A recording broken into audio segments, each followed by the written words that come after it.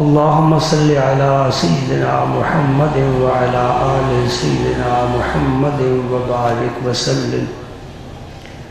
اللهم صل وسلم على رسولك الكريم وآله الطاهرين. رب اغفر وارحم وأنت خير الراحمين. أما بعد فأعوذ بالله من الشيطان الرجيم. بسم الله الرحمن الرحيم. إن الله وملائكته يصلون على النبي يا أيها الذين آمنوا صلوا عليه وسلموا تسليما. اللهم صل على سيدنا محمد وعلى آل سيدنا محمد وبارك وسلم. اللهم صل وسلم على رسولك الكريم وآله الطاهرين. رب اغفر وارحم وأنت خير الراحمين.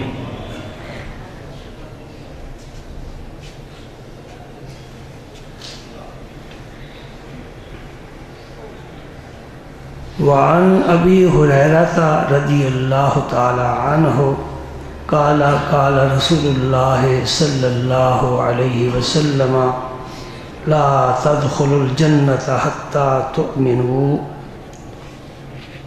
ولا تؤمنوا حتى تحابوا أولا أدلكم على شيء إذا فعلتموه تحاببتم أفشوا السلام. رواہ مسلم. جناب سیدنا ابو ہریرہ رضی اللہ تعالی عنہ فرماتے ہیں کہ جناب رسالت مآب سید السادات فخر موجودات صلی اللہ علیہ وآلہ وسلم نے فرمایا لا تدخلوا الجنہ. فرمایا تم کبھی جنت میں نہیں جا سکتے. کون کہہ رہے ہیں؟ جن کے ہاتھ میں جنت کی چابیاں ہیں. وہ فرماتے ہیں لا تدخلوا الجنہ، تم جنت میں نہیں جا سکتے جب تک یہ کام نہ کرو. وہ کیا ہے؟ حتی تؤمنوا، ایمان لاؤ. بغیر ایمان کے کوئی شخص جنت کی خوشبو نہیں پا سکتا. جتنے اچھے عمل ہوں، ایمان نہ ہو، اس عمل کا کوئی فائدہ نہیں ہے. جس درخت کی جڑ ہی نہیں ہے اس پر پتا، پھل، پھول آنے کا کوئی امکان ہی نہیں ہے. ایمان شرط اول ہے. اس لیے حضور نے فرمایا کہ جب تک ایمان نہیں ہوگا جنت میں داخل نہیں ہو سکو گے. دوسری بات فرمائی وَلَا تُؤْمِنُوا حَتَّى تَحَابُّوا، تم اس وقت تک ایماندار نہیں ہو سکتے جب تک آپس میں ایک دوسرے سے محبت نہ کرو. پوری انسانی برادری کو میرے پاک پیغمبر نے اس بات کا پابند کر دیا ہے کہ جب کلمہ پڑھ لیا ہے کالے گورے کی تمیز ختم ہو گئی.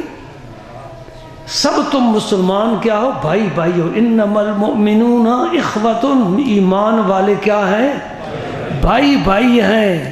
کوئی افغانستان میں رہتا ہے، کوئی ترکستان میں رہتا ہے، کوئی پاکستان میں رہتا ہے، دنیا کے جس خطے میں ہے کلمہ پڑھنے کے بعد وہ اس مسلمان کا بھائی ہے. صرف بھائی وہی نہیں جو ماں نے جایا ہے، بھائی وہ ہے جس نے کلمہ پڑھ لیا ہے. یہ رشتہ داریاں ٹوٹ سکتی ہیں، ان میں نفرتیں پیدا ہو سکتی ہیں، ان میں تقسیم پر اختلاف ہو سکتا ہے، بلکہ بھائی بھائی کی گردن پر خنجر چلا سکتا ہے. جس نے نبی کا دامن پکڑا ہے وہ بلال حبشی ہو یا ابو بکر صدیق ہو، ایک مقام پر بیٹھے ہیں، کوئی فرق نہیں ہے. علی المرتضیٰ شہزادہ ہے، سلمان فارسی یہ غلام ہے، لیکن دونوں میرے نبی پاک کے سامنے برابر کھڑے ہیں. کس چیز نے برابر کر دیا؟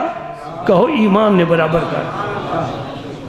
حضرت بلال جب آتے تھے تو عمر فاروق فرماتے تھے سیدنا بلال، یہ بلال ہمارے سردار ہیں، سردار۔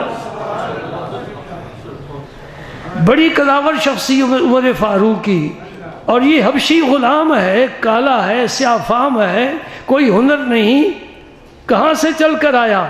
میرے نبی کا کلمہ پڑھ لیا، میرے رسول نے فرمایا عمر یہ تیرا بھائی ہے۔ کوئی شخص اس وقت تک مومن نہیں ہو سکتا جب تک آپس میں پیار نہ ہو، محبت نہ ہو۔ محبت نے ہمیں ایک دھاگے میں پرو دیا ہے۔ پھر فرمایا نام یاد کر لو، حضرت خبیب بن عدی الانصاری، مدینہ پاک کے رہنے والے ہیں، انصاری ہیں۔ خبیب اسم مبارک ہے ان کا، حضور کے خاص صحابہ میں ان کا شمار ہوتا ہے۔ کفار نے، مشرکین نے ان کو پکڑ لیا اور آبادی سے دور انہیں قتل کرنا چاہا، تنہا ہے، اور جذبات یہ چاہتے ہیں کہ میں نبی پاک کی خدمت میں جب تک سلام عرض نہ کر لوں دنیا سے جانا نہیں چاہتا۔ تلوار میرے سر پر لٹک رہی ہے، تقدیر کا فیصلہ ہے، مجھے قبول ہے، خندہ پیشانی سے قبول ہے۔ جی ایک اور بات سمجھ لو، ٹھوکر لگے، بیماری آئے، گھر میں تکلیف ہو، دشمن پیدا ہو جائے، یہ ایسے حالات ہیں جنہیں آدمی ناگوار سمجھتا ہے۔ ایسے موقع پر صبر کی ضرورت ہوتی ہے، برداشت کرے، میرے رب کی طرف سے آئی۔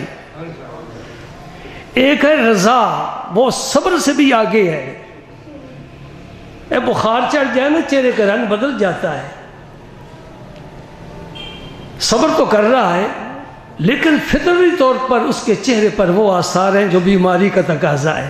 یہ صبر ہے، یہ پہلا درجہ ہے۔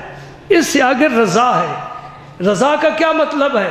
یار کی طرف سے جو حالت ہے میں خوش ہوں، اس کو میں راضی رکھنا چاہتا ہوں۔ بیماری کی حالت میں بھی چہرے پر مسکراہٹ ہو، دشمن سامنے ہو یہ مسکرا رہا ہو، یہ رضا بالقضاء ہے۔ اور اس مقام پر فاطمہ کے لال پورے اترے میدان کربلا میں۔ کتنا بڑا لشکر سامنے ہے، انسان نہیں درندے ہیں، اور جب انسان درندہ بن جائے اسے کون سمجھائے؟ انسان بھیڑیے کی اور کتے کی صفت اختیار لے اسے کون سمجھائے؟ وہ سب بھیڑیے ہیں، دنیا کے کتے ہیں، آل بیت کا خون چوسنا چاہتے ہیں۔ امام علی مقام دیکھ رہے ہیں کہ میرے ساتھ تھوڑے ہیں، وہ زیادہ ہیں، لیکن ان کی نظر لامکان پر بھی ہے، ان کی نظر لوح محفوظ پر بھی ہے، ان کی نظر نانا پاک کے کندھوں پر بھی ہے جن پر سواری کیا کرتا تھا، ان کی نظر شیر خدا پر بھی ہے جو پیار سے وہ دیا کرتے تھے، ان کی نظر خاتون جنت پر بھی ہے جو چھاتی سے لگا کر جنت کی نہروں سے دودھ پلایا کرتی تھی۔ کوئی پرواہ نہیں، مسکرا رہے ہیں، صبر کی تلقین فرما رہے ہیں۔ حضرت خبیب انصاری کا جب آخری وقت آیا اور تلوار ان کی طرف سے بڑی، عرض کرتے مولا کریم میرا سلام میرے نبی کی جناب میں پہنچانے والا کوئی نہیں، تو ہی کرم فرما، میرا سلام میرے رسول کو پہنچا۔ انوکھا سلام ہے نا، انوکھا سلام ہے۔ میرے رب نے سنا کہ نہ سنا؟ اور رب کے پاس قاصد موجود ہے، اٹھ جبریل جا میرے نبی کے پاس اور انہیں کہہ تیرا غلام دنیا سے جا رہا ہے اور سلام کہہ گیا ہے، وہ نہیں پہنچا سکتا، اس کے پاس کوئی نہیں، مجھے کہہ گیا میرا سلام، اس کا سلام میں تجھے پہنچا رہا ہوں جبریل کی وساطت سے۔ سدرہ چھوڑ کے جبریل امین زمین پر آئے، میرے آقا کے قدموں میں آئے اور خبیب کا سلام پیش کیا ہے۔ سبحان اللہ۔ ایک اور سلام، جب پیار مل جائے نا تو پھر پیار والی باتیں بھی مل جاتی ہیں نا۔ اللہ اور اللہ کے نبی سے پیار کرنا چاہیے نا۔ ہم بڑے ساری ضروریات پوری فرما رہا ہے، میں کیوں اس سے پیار نہ کر سکا؟ سبحان اللہ۔ میرے آقا کریم غار میں تشریف فرما ہے، غار حرا، جہاں پہلی دفعہ جبریل امین حاضر ہوئے اور اقرا بسم ربک الذی خلق کی آیات پیش کی. آپ 6 ماہ غار میں گزار دیتے تھے. خلوت بہت پسند تھی حضور کو، خلوت بہت پسند تھی. خلوت کیا ہے؟ جہاں بیوی بھی نہ ہو، بچے بھی نہ ہو، والدین بھی نہ ہو، دوست احباب بھی نہ ہو، کاروبار بھی نہ ہو، دنیا کی کوئی شے نہ ہو، تو اکیلا تو ہو اور تیرا رب ہو. اور کبھی ایسا وقت بھی کچھ نکالا کرو اور اس کی عادت بنا لو، پھر دیکھو اطمینان قلب ملتا ہے کہ نہیں ملتا، سکون ملتا ہے کہ نہیں ملتا. سکون والی راہیں ہی ہمیں نہیں ملی. کیسے سکون ملے؟ دولت حاصل کرو، یہ تو بے سکونی کا سامان ہے. دولت بے سکونی کا سامان ہے. جیب میں پیسے ہیں، سفر پر جا رہے ہو تو فکر ہے، جیب خالی ہے کوئی فکر نہیں. یہ فکر کس نے مٹایا؟ جیب کو خالی کیا تو فکر مٹ گیا. جب تک دولت ہے جتنی ہے اتنی افکار زیادہ ہیں. جتنے لوگ کاروباری ہیں، کاروبار کو بڑھاتے پھیلاتے جاتے ہیں، ان کی فکر بڑھتی چلی جاتی ہے. وہاں ایک فیکٹری لگائی، وہاں ایک فیکٹری لگائی، ملک سے باہر میرا کام ہے، تو وہ جہاز پر بھی 25 دن 29 دن گزار دیتا ہے. سکون تو نہیں ہے نا. سکون کسے ہے؟ جس کے پاس کچھ نہیں وہ پرسکون ہے.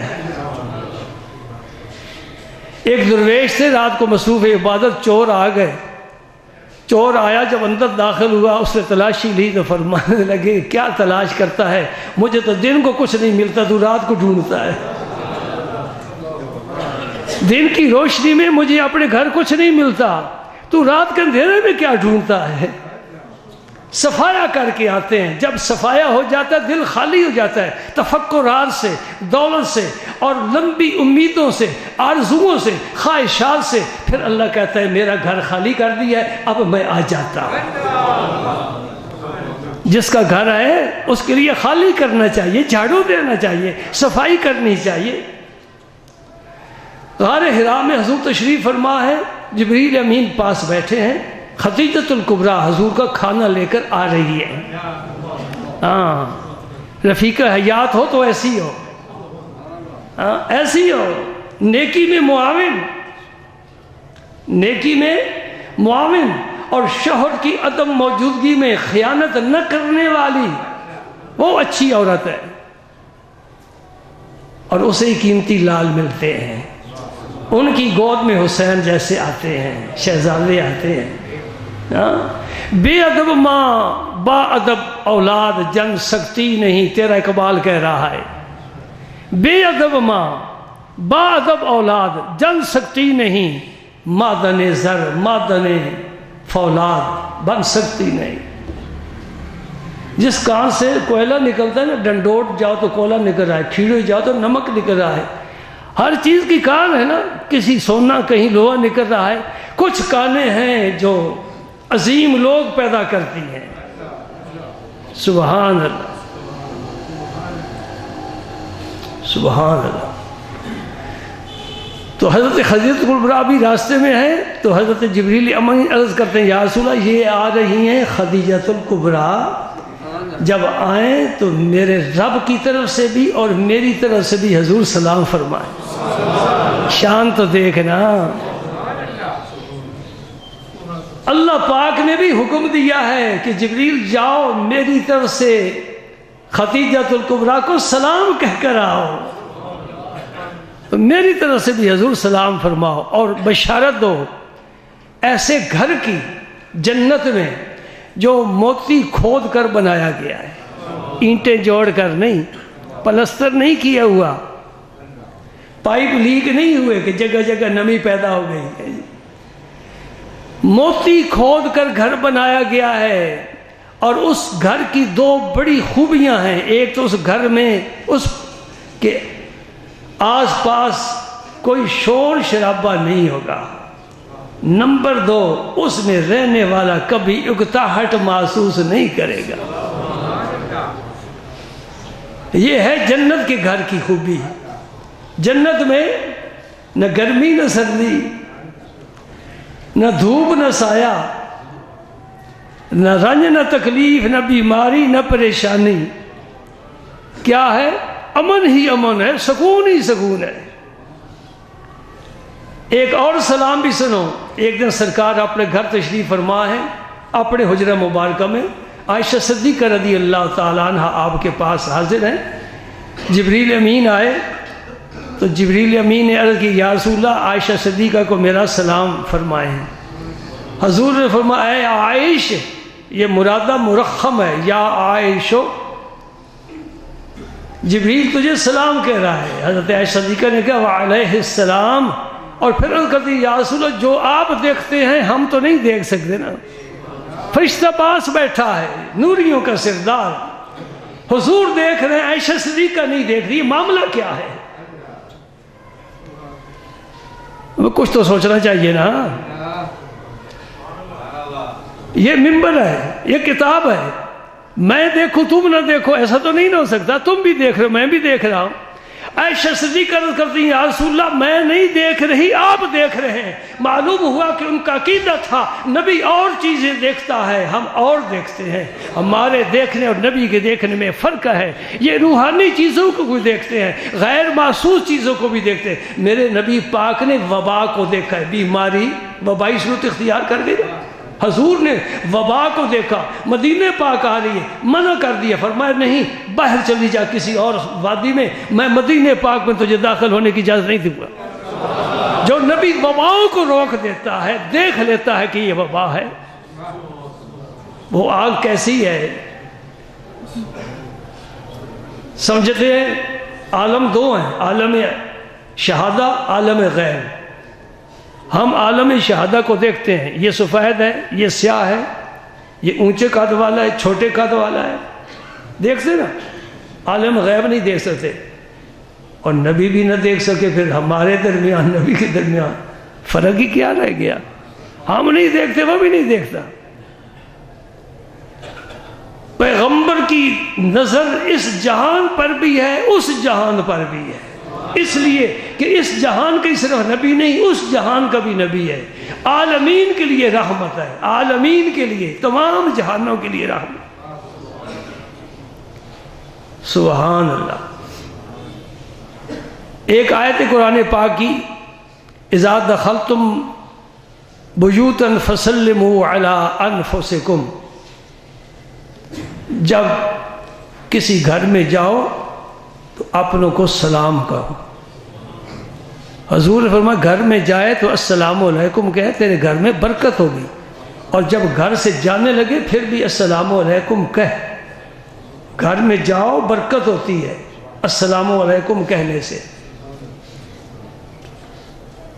اور اگر گھر خالی ہو کوئی نہ ہو تو پھر گھر میں کوئی اتفاق سے سارے کے سارے کسی شادی پر گئے ہوئے ہیں، آپ اکیلے گھر میں آئے، اب کیا کریں؟ اللہ اللہ۔ اب میں بات کرنے لگوں ایسے جوان کی جس نے صحابہ سے علم حاصل کیا ہے، اور صحابہ میں عبداللہ ابن عباس اور حضرت جابر رضی اللہ تعالیٰ عنہ جلیل القدر صحابی، ان سے علم حاصل کیا ہے۔ تو خیر القرون کا زمانہ پایا نا، حضور نے 3 زمانوں کو بہترین زمانہ قرار دیا، خیر القرون کرنی، ثم الذین یلونہم، ثم الذین یلونہم۔ بہترین زمانہ میرا زمانہ ہے، پھر صحابہ کا زمانہ ہے، پھر تابعین کا زمانہ ہے، اور صحابہ کا اور حضور کا زمانہ ایک ہی ہے، پھر تبع تابعین کا زمانہ ہے۔ یہ 3 زمانے حضور نے سب سے افضل قرار دیے، اور یہ تابعین میں سے ہے۔ اس مبارک ہے عمر بن دینار۔ عمر بن دینار، جو بات میں یہاں بیٹھ کر کروں گا نا، ایسی کتاب سے کروں گا کہ انشاءاللہ جس کتاب کی کوئی بھی تردید نہیں کر سکے گا۔ یہ مسئلہ خاص طور پر سن کر جانا اور اسے یاد رکھنا۔ عمر بن دینار شاگرد ہیں عبداللہ ابن عباس کے۔ عبداللہ ابن عباس کے پائے کا کوئی مفسر قرآن نہیں گزرا، حضرت جابر سے انہوں نے علم حاصل کیا ہے، تو بڑے جلیل القدر تابعی ہے نا، صحابہ سے علم حاصل کرنے والے۔ وہ قرآن پاک کی جو تفسیر کریں گے اس تفسیر پر ہمیں اعتماد ہے، جو مولوی یہ کہتے ہیں کہ جی ہم قرآن سے باہر نہیں جاتے، میں کہتا ہوں یہ دھوکہ دے رہا ہے، بات میری سمجھیں۔ جو مولوی یہ کہتا ہے نا میں قرآن ہی پڑھتا ہوں، قرآن سے باہر نہیں جاتا، وہ دھوکہ دے رہا ہے۔ قرآن پاک تو ایک متن ہے، متن، پھر اس کی شرح چاہیے، وہ شرح حدیث سے پاک ہے۔ اب قرآن بھی عربی میں، حدیث بھی عربی میں، عربی زبان ہم نہیں جانتے، ہم ہیں پنجابی، تو عربی سمجھنے کے لیے پہلے صرف پڑھیں گے، اس مولوی نے بھی پڑھی، اسے پوچھو تو نے صرف کیوں پڑھی ہے، نحو بھی پڑھیں گے، 14 علوم و فنون حاصل کریں گے، پھر قرآن سمجھنے کے قابل بنیں گے۔ یہ جو کہتے ہیں کہ قرآن سے آگے پیچھے میں نہیں جاتا، اس لیے کہتے ہیں کہ یہ جو بات میں کرنے والا ہوں اس قسم کی باتیں نہ کی جائیں اور نہ لوگوں کو پتہ چلے ہم اپنی مرضی سے قرآن کی تشریح کرتے رہے۔ نہیں، قرآن کی تشریح وہ کرو جو صحابہ نے کی، تابعین نے کی، تبع تابعین نے کی ہے، امت کے اولیاء کرام کی زندگی کے حالات بھی سامنے رکھو، پھر قرآن پاک کی تفسیر بیان کرو، لطف آئے گا نا۔ اب یہ مسئلہ جو عرض کرنے لگا ہوں اس کو غور سے سننا۔ عمر بن دینار فرماتے ہیں اگر تم مکان میں گئے یا مسجد میں گئے اور مسجد خالی ہے، گھر خالی ہے، تو کیا کہے؟ السلام علی النبی صلی اللہ علیہ وسلم، اے پیارے نبی تیری جناب میں سلام پیش کرتا ہوں۔ خالی گھر ہو، خالی مکان ہو، خالی مسجد ہو تو کہے السلام علی النبی صلی اللہ علیہ وسلم۔ اب اس کی شرح لکھ رہے ہیں ملا علی قاری، جنہوں نے مشکات کی شرح مرقات لکھی 8 جلدوں میں، عربی میں ہے جی۔ اس میں وہ کیا لکھتے ہیں؟ کہتے ہیں نبی پاک تو وہاں تشریف فرما نہیں، تو ان پر سلام تو کیوں بھیج رہا ہے؟ یہ بات وہ مولوی نہیں کرے گا جو کہتا ہے میں قرآن پڑھتا ہوں۔ اس لیے میں کہہ رہا ہوں یہ آج سے بات 1400 سال پہلے کی بات کر رہا ہوں۔ اور ملا علی قاری تو حنفی ہیں ماشاءاللہ، اور مفسر حدیث ہیں، شارح حدیث ہیں، وہ فرماتے ہیں کہ خالی گھر میں جاؤ، مسجد میں جاؤ، کوئی آدمی نہیں تو السلام علی النبی ورحمۃ اللہ وبرکاتہ پڑھو، اس لیے لأن روحہ علیہ السلام حاضرۃ فی بیوت اہل الاسلام۔ یہ جو عبارت عربی کی پیش کر رہا ہوں اس کا معنی یہ ہے کہ خالی گھر ہو ایمان والوں کا، اس میں رسول پاک کی روح مبارک موجود ہوتی ہے۔ کوئی دیکھنا چاہے حوالہ یہ فقیر دکھا سکتا ہے، کتاب میرے پاس موجود ہے۔ لأن روحہ علیہ السلام حاضرۃ فی بیوت اہل الاسلام، جس نے کلمہ پڑھا اس نے مکان بنایا، مسجد بنی، مسجد میں گیا، گھر میں گیا، رسول پاک کی روح مبارک اس کے گھر میں مسجد میں موجود ہے، اس لیے سلام عرض کر السلام علی النبی ورحمۃ اللہ وبرکاتہ۔ چلو حاضر ناظر کے لفظ نہیں استعمال کرتے، انہیں تکلیف ہوتی ہے، لیکن یہ تو حاضرتن فی بیوت اہل الاسلام، جو مسلمان ہیں ان کے گھروں میں مسلمان ہیں، ایمان والے ہیں، دوسروں کی بات نہیں ہے، جو مسلمان ہیں ان کے گھروں میں رسول پاک کی روح مبارک حاضرتن موجود ہے، اس لیے السلام علی النبی ورحمۃ اللہ وبرکاتہ۔ ام المومنین عائشہ صدیقہ رضی اللہ تعالیٰ عنہ کی میں نے ایک عجیب روایت دیکھی ہے۔ ہم بھی نماز پڑھتے ہیں، تشہد پڑھتے ہیں، اس میں سلام بھی ہے، درود پاک بھی ہے، جب فارغ ہوتے ہیں تو دائیں بائیں السلام علیکم ورحمۃ اللہ کہہ دیتے ہیں۔ عائشہ صدیقہ رضی اللہ تعالیٰ عنہ اس طرح سلام نہیں کیا کرتے تھی، انک حمید مجید تک پڑھ لیا اور دعا بھی پڑھ لی، رب اجعلنی، یا کوئی دعا قرآن پاک کی آپ کوئی بھی پڑھ سکتے ہیں، ربنا آتنا پڑھ سکتے ہیں، ربنا ظلمنا انفسنا پڑھ سکتے ہیں، کوئی دعا بھی پڑھ سکتے ہیں، یہ دعا پڑھنی۔ اب نماز کا سارا نصاب ختم ہو گیا، اب سلام پھیرنا ہے۔ عائشہ صدیقہ رضی اللہ تعالیٰ عنہ سلام پھیرنے سے پہلے پھر پڑھتی تھی السلام علی النبی ورحمۃ اللہ وبرکاتہ، السلام علینا وعلی عباد اللہ الصالحین، السلام علی اہل البیت ورحمۃ اللہ وبرکاتہ، یہ پڑھ کر سلام پھیرا کرتی تھی۔ وہ سلام اپنے مقام پر، یعنی جی نہیں چاہ رہا کہ نماز سے فرصت ہو اور نبی پاک کی خدمت میں پھر دوبارہ سلام نہ کروں، پہلے سلام عرض کر لیا ہے السلام علیکہ ایھا النبی ورحمۃ اللہ وبرکاتہ، لیکن نماز کے ختم کرنے سے پہلے، سلام پھیرنے سے پہلے پھر چاہتی ہیں کہ حضور کی خدمت میں اور اللہ کے نیک بندوں کی خدمت میں سلام عرض کیا جائے۔ ایک روایت اور یاد رکھو، یہ روایت کن کی ہے؟ حضرت حسن مجتبیٰ، سید اصل سید وہ ہے جن سے سیادت چلی ہے، حسنین کریمین، یہ اصل سید ہیں۔ حضور نے فرمایا تھا ان کی اولاد سید بن گئی نا، پہلے سید یہ ہے، اور ہر سید کے لیے ضروری ہے، ہر سید کے لیے ضروری ہے، اور پھر میں کہوں گا ہر سید کے لیے ضروری ہے کہ وہ امام حسن کی سیرت اور امام حسین کی سیرت کو ہر وقت اپنے پیش نظر رکھے اور اس پر چل کر دکھائے، اس پر عمل کرے، ہر سید کے لیے ضروری ہے۔ اگر آپ چاہتے ہیں تو میں امام حسن کی ایک سیرت کی بات بتا سکتا ہوں۔ اپنے مکان پر تشریف فرمائے، امام حسن مجتبیٰ سردار ہے بھائی، سردار ہے۔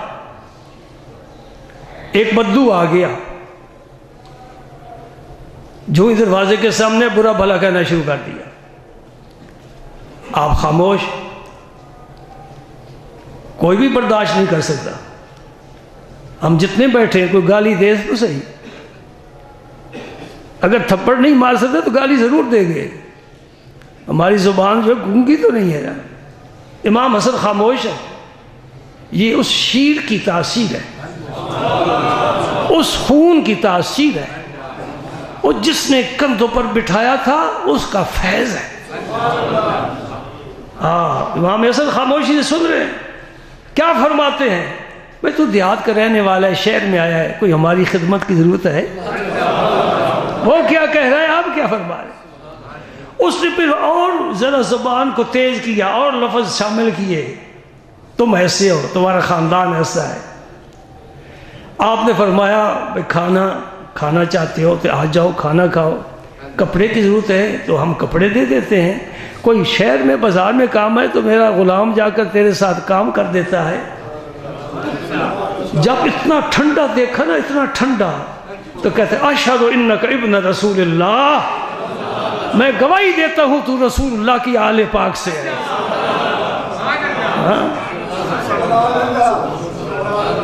یہ ہے وہ کردار، یہ ہے وہ پاکیزہ سیرت جس کو میں سامنے رکھ کر کہہ رہا ہوں، ہر سید کو حسنین کریمین کی سیرت پر چلنا چاہیے تاکہ دیکھنے والا کہے کہ یہ آل رسول ہے، اسے نام کے ساتھ بتانے کی ضرورت محسوس رہو، میں سید ہوں، خود ہی سمجھ جائے۔ وہ جھکتا پھرتا ہے، عاجزی کرتا ہے، انکساری کرتا ہے، تواضع والا ہے، تو ہر ایک کہے گا یہ رسول اللہ کے اوصاف تھے۔ یہ واقعہ داتا علی حجویری نے کشف المحجوب میں لکھا ہے۔ اب میں حوالہ ان کو اس لیے دے رہا ہوں کہ انہوں نے جو تبصرہ کیا بڑا پیارا ہے۔ فرماتے ہیں یہ کمال درجے کی بات ہے، اللہ کا بندہ جب نقطہ انتہا پر پہنچتا ہے معرفت الہی میں، اس کی یہ وصف بن جاتا ہے اس کا کہ نہ تعریف نہ مذمت، دونوں برابر۔ کوئی تعریف کرے چوڑے نہیں ہوتے، مذمت کرے رنگ نہیں اڑ جاتا، وہ اپنی حالت پر رہتے ہیں، کوئی بات نہیں، جو کچھ کہہ رہا ہے اپنی زبان سے کہہ رہا ہے۔ حضور محبوب الہی خواجہ نظام الدین اولیاء رضی اللہ تعالی عنہ کی خدمت میں آپ کے مریدین نے عرض کی تھی، حضور یہ جو خط آیا کسی آدمی کا، بڑا بے حیا ہے، بڑا بے باک ہے، بڑا گستاخ ہے، بڑا بے ادب ہے، آپ ہمیں اجازت دیں ہم نوٹس لیں۔ آپ نے فرمایا وہ تھیلا لاؤ جس میں خطوط ہوتے ہیں۔ تھیلا آ گیا، اس میں سے خطوط نکالے، بزرگوں کے، پورے ہندوستان سے بزرگوں نے جو خطوط لکھے تھے نا، مرزا غالب کا شعر ہے، چند خطوط اور کچھ حسینوں کی تصویریں، بعد مرنے کے میرے گھر کا یہ سامان نکلا۔ یہ بڑی پیاری، میرے پاس اپنے پیر و مرشد کا خط محفوظ ہے اور میں اس کو بڑی سند سمجھتا ہوں، بہت بڑی سند سمجھتا ہوں۔ سبحان اللہ، جو اس میں آپ نے القاب دیے ہیں، جو نوازش فرمائی، جو کرم فرمایا، جو عنایت فرمائی، وہ میرے لیے بہت بڑی سند ہے، میں کچھ نہیں، سند بڑی ہے۔ ہاں تو آپ نے فرمایا وہ تھیلا لاؤ، وہ تھیلا لایا گیا، فرمایا خط نکالو پڑھو، اس میں بڑے القاب، بڑے آداب، بڑی عاجزی، ایک اور نکالو، تیسرا نکالو۔ فرمایا خدا کے بندو تم اتنے جوش میں آ گئے، جذبات میں آ گئے، یہ ایک خط ہے، یہ میری مذمت کا ہے، میری تعریف میں کتنے خط ہیں؟ وہ خط تعریف کیا ہے، میں اونچا نہیں ہو گیا، مذمت کا آیا میں نیچا نہیں ہو گیا، میں جہاں تھا وہیں ہوں۔ یہ سلوک کا سبق عرض کر رہا ہوں، دعا ہے مجھے بھی اللہ توفیق دے، آپ کو بھی توفیق دے۔ جذبات کو قابو رکھنا، کنٹرول رکھنا، یہ بڑے لوگوں کا کام ہے۔ دیکھیں نا، دریاؤں میں طغیانیاں آتی ہیں، کبھی سمندر میں بھی طغیانی آئی ہے، مد و جزر ہے، کبھی پانی چڑھتا ہے کبھی اترتا ہے، یہ اس کی رفتار ہے۔ سمندر میں طغیانی کبھی نہیں آئے گی کہ پانی میں، دریا میں طغیانی آتی ہے۔ اس لیے پھر کسی نے کہا اور اچھا کہا،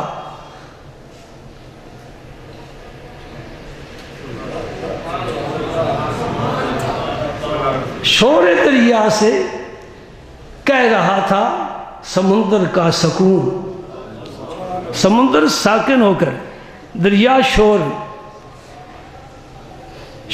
دریا سے کہہ رہا تھا سمندر کا سکون، جس کا جتنا ظرف ہے اتنا ہی وہ خاموش ہے۔ جس کا جتنا ظرف ہے، سمندر کا بڑا ظرف ہے، دریا کا چھوٹا ظرف ہے، پیچھے سے پانی آیا اچھل کر باہر چلا گیا، سمندر کئی دریا پی جاتا ہے، طغیانی نہیں آتی۔ یہی محبوب الہی نظام الدین اولیاء نے فرمایا تھا کہ اللہ کے عاشق وہ ہیں جو 7 سمندر پی جاتے ہیں، ہونٹ پھر بھی خشک رہتے ہیں۔ وہ آج کے پیروں کی بات کر رہا ہوں،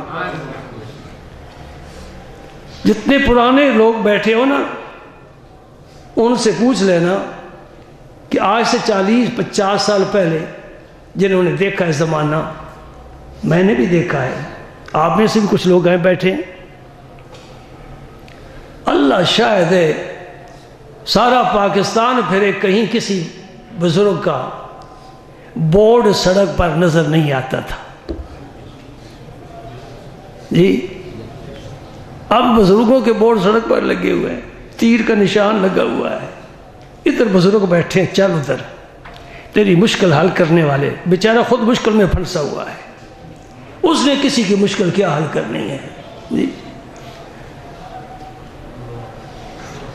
جب میں پیروں کی بات کرتا ہوں آپ مرجھا جاتے ہیں، میں پیروں کا غلام ہوں، لیکن اس پیر کا غلام ہوں جس کا ایک ایک قدم شریعت مصطفیٰ کے مطابق اٹھتا ہے۔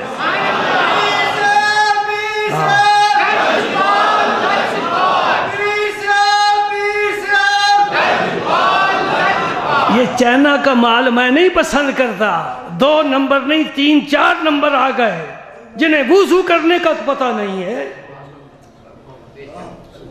ہم نے جن کامل لوگوں سے عقیدت کا رشتہ جوڑا ہے، انہیں ہمیں اعلیٰ معیار دیا ہے، اس پر ہم کہاں پہنچ سکتے ہیں، لیکن دیکھتے ہیں لوگوں کو جو وہاں کیسے چل رہے ہیں نا جی۔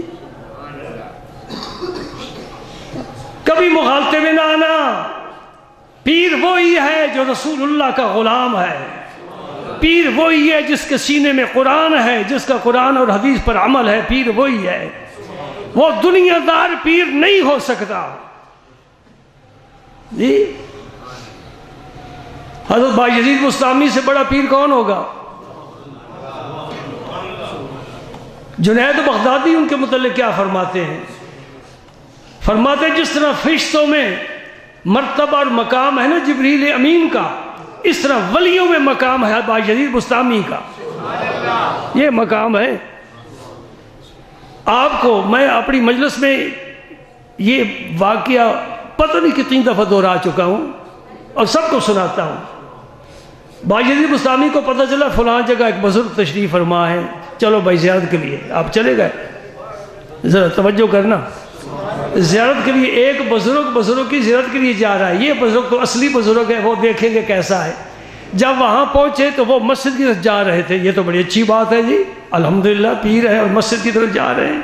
پیر تو مسجد میں سجدہ ہی نہیں دیتے، مسجد میں آنا وہ اپنی توہین سمجھتے ہیں۔ جب وہاں پہنچے تو انہوں نے قبلہ رخ تھوکا، وہ پیر صاحب جن کی زیارت کے لیے گئے قبلے کی طرف منہ کر کے تھوکا۔ باجر بستامی نے سلام بھی نہیں لیا، واپس آ گئے۔ مرید نے پوچھا حضور آپ زیارت کے لیے گئے، ملاقات بھی نہیں کی؟ فرمایا اس بدبخت کو تو آداب کا نہیں پتہ، یہ شریعت کے اصول کیا جانے، یہ پیر نہیں ہے، یہ ولی اللہ نہیں ہو سکتا جو قبلے کی تعظیم نہیں کر رہا۔ کتنا نازک معاملہ ہے۔ اور جو پیر صاحب جناب علی، میرے عزیز نے ایک دن مجھے لطیفہ سنایا، ایک مرید اپنے پیر کی کرامت بتا رہا ہے، میرے سامنے پیر صاحب نے سگریٹ میں چرس بھری اور مجھے کہا کیا لگا جی؟ کش لگا۔ میں نے کش لگایا، سادہ سگریٹ، بھری چرس، ذائقہ سادہ۔ پیر صاحب کی کرامت، سبحان اللہ سبحان اللہ، کتوں ڈھونڈ کے لائیے ہو جو پیر ہے۔ ہاں میں ایک ایسے پیر کی بات کر رہا ہوں، چائے آ گئی، اس میں چینی ملانی ہے، چمچ لے کر چینی ڈالی اور چمچ یوں گھومنے لگ گیا، منع کر دیا، فرمایا خبردار، میرے رسول نے فرمایا ہر کام دائیں طرف سے کرو۔ ہاں تو اس کو معمولی سمجھے گا، میں اسے ولایت کی خشت اول سمجھتا ہوں، نبی کا قول عمل فعل سامنے ہو پھر پیر کام کرے۔ فرمایا چینی ملانی ہے نا، یوں ہلائے گا تب بھی مل گئی، یوں ہلائے گا تب بھی مل جائے گی، لیکن میں تو وہ میٹھا پسند کرتا ہوں جو نبی کی سنت کے مطابق ہوگا۔ فرمایا اس طرح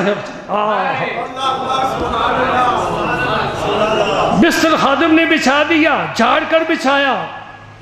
جب آپ بستر پر تشریف لائے تو تہ بند کے اندر کے حصے سے، داخل ازار سے کہتے ہیں، اندر کے حصے سے بستر کو یوں تھوڑا سا جھاڑا۔ عرض کی حضور میں نے جھاڑا تھا۔ فرمایا تو نے اپنا کام کیا ہے، میں نے رسول اللہ کے حکم کی فرمانبرداری کی ہے۔ حضور نے فرمایا تھا بستر پر جھاڑ کر پھر آرام کرو، کوئی موذی جانور نہ ہو۔ خادم نے جوڑا جھاڑ کر آگے رکھا، اللہ کے اس مقبول بندے نے پھر جوڑے کو پکڑا، پھر جھاڑا، پھر پہنا، پہلے دایاں قدم پھر بایاں قدم۔ جی عرض کہ حضور نے جھاڑا ہے۔ فرمایا تو نے اپنا کام کیا، اپنے مرشد کے جوڑا جھاڑا ہے، میں اپنے رسول کو راضی کرنے کے لیے جا رہا ہوں۔ یہ کس کی بات کر رہا ہوں؟ شیخ الاسلام خواجہ قمر الدین کی بات کر رہا ہوں۔ ان نگاہوں نے نہ جانے کتنی دفعہ دیکھا اور ان نظروں نے اس ناچیز کو پتہ نہیں کتنی دفعہ دیکھا۔ ایسا کوئی پیر ملے تو موقع ہاتھ سے نہ جانے دینا، جو اللہ کے رسول کی بات کرتا ہو، پھر موقع ہاتھ سے نہ جانے دینا۔ اور جو چور ہو، ڈاکو ہو، اس کے پاس بھی کبھی نہ جانا، خواہ بڑے بابا جی ہو، بڑے بابا جی ہو، بڑا مچ لگایا ہوا ہے بابا جی نے، اللہ تعالیٰ معافی دے، بڑا جھوٹ چل گیا ہے، اور بڑا نازک زمانہ آ گیا، بہت نازک آ گیا، اور تمہارے لیے بڑا امتحان ہے، خاص طور پر تمہارے بچوں کے لیے بڑا امتحان ہے جو بھی سکول میں پڑھ رہے ہیں، اس لیے کہ عقیدہ خراب ہو رہا ہے، عمل خراب ہو رہا ہے۔ عقیدہ، اللہ اکبر۔ ایک بات کہہ کے پھر اجازت چاہوں گا۔ عرب میں یہ روایت تھی اور سب اس کو تسلیم کرتے ہیں نا، کہ بچوں کو دیہات میں دودھ پلانے کے لیے بھیج دیا کرتے تھے۔ میرے نبی کریم رؤوف الرحیم صلی اللہ علیہ وسلم بھی حلیمہ سعدیہ لے گئے دیہات میں، تو کیا حضرت آمنہ خود نہیں پلا سکتی؟ مکہ شہر میں کوئی دودھ پلانے والی نہیں، دیہات میں کیوں بھیجا ہے؟ دو باتیں خاص یاد رکھو۔ ایک تو دیہات کی زبان خالص زبان، تمہارے گجرات شہر میں پنجابی صحیح نہیں بولی جاتی، دیہاتوں میں صحیح بولی جاتی ہے۔ پنجابی دیہاتوں میں بولی جاتی ہے، شہر میں مکس ہو جاتی ہے۔ پہلے ہم نے اس دودھ میں اردو بھی لائی، اب اس میں ہم نے انگلش بھی ملا دی۔ دیہاتوں میں پنجابی خالص، ہر ملک کی دیہات میں زبان اس ملک کی خالص، بچہ وہاں جائے اصلی زبان سیکھے۔ نمبر 2، شہروں کی فضا اتنی صاف ستھری نہیں ہوتی جتنی دیہات کی فضا، آب و ہوا صاف ہوتی ہے۔ ٹھیک ہے نا جی؟ بوڑھی اماں، دادی اماں، اس نے گود میں لے کر نہ پڑھایا تھا، بیٹا پڑھ لا الہ الا اللہ، پہلا سبق دادی اماں نے دیا ہے۔ یہ خالص کلمہ ہے نا، یہ دادی اماں نے دیا ہے۔ اب تو دیہات میں چلا جا، دور شہر سے دور چلا جا، ایک دیہاتی جو ہل چلا رہا ہے، بڑا ٹھہر جا بھائی میری بات سن، اس سے تو کوئی مسئلہ پوچھ جو تیرے شہر میں اب اختلاف والا بنا ہوا ہے۔ مثال کے طور پر بھئی تو دیہاتی ہے، اس کا علم نہیں ہے، اس سے پوچھ تو نبی پاک کے متعلق کیا عقیدہ رکھتا ہے، زندہ ہیں کہ مر گئے ہیں؟ وہاں لائبریری نہیں، کتابیں نہیں، لیکن عقیدہ اصل وہاں موجود ہے۔ اصل عقیدہ دیہات میں تھا۔ وہ ان پڑھ آدمی، ہل چلانے والا، بکریاں چرانے والا تجھے کہے گا کہ میں کبھی یہ نہیں کہہ سکتا، میں یہی کہوں گا میرا نبی زندہ ہے۔ الگ بات ہے کہ اس کے پاس دلیل نہیں ہوگی، لیکن اس کا عقیدہ یہ ہے کہ نبی۔ ایک ڈیرے پر، چھوٹا سا ڈیرا، ایک بوڑھی اماں، اے بھی تھوڑا سا دودھ لے جا۔ کیسے اماں؟ 11ویں دا ہے، یہ دودھ ہے 11ویں دا لے جا۔ معلوم ہوا کہ اصل عقیدہ تیرے دیہات میں، یہاں ملاوٹ ہو گئی، شہروں میں آ کر ملاوٹ ہو گئی۔ اس لیے سنیو تو مبارک کے قابل ہو، الحمدللہ تمہارا عقیدہ وہی عقیدہ ہے جو نبی پاک صلی اللہ علیہ وسلم کے صحابہ سے چلا ہے۔ ولی لے کر آئے، غوث لے کر آئے، کتب لے کر آئے، ابدال لے کر آئے، اوتاد لے کر آئے، نقیب لے کر آئے، نجیب لے کر آئے، شیخ القرآن لے کر آئے، شیخ الحدیث لے کر آئے، تیرا پیر لے کر آیا، تجھے عقیدہ دیا۔ سلسلہ بسلسلہ چلتا تیرا سرکار تک جا کر سلسلہ پہنچتا ہے۔ جس طرح ہمارا نسب آدم علیہ السلام تک پہنچتا ہے، ہمارا روحانیت، ہمارا دین، ہمارا اسلام، ہمارا وجدان، ہمارا ذوق، سب کچھ نبی کریم تک پہنچتا ہے الحمدللہ۔ امام اعظم کے ذریعے سے، خواجہ اجمیری کے ذریعے سے، داتا حجویری کے ذریعے سے، اور بابا فرید کے ذریعے سے۔ سنتیں پڑھ لو۔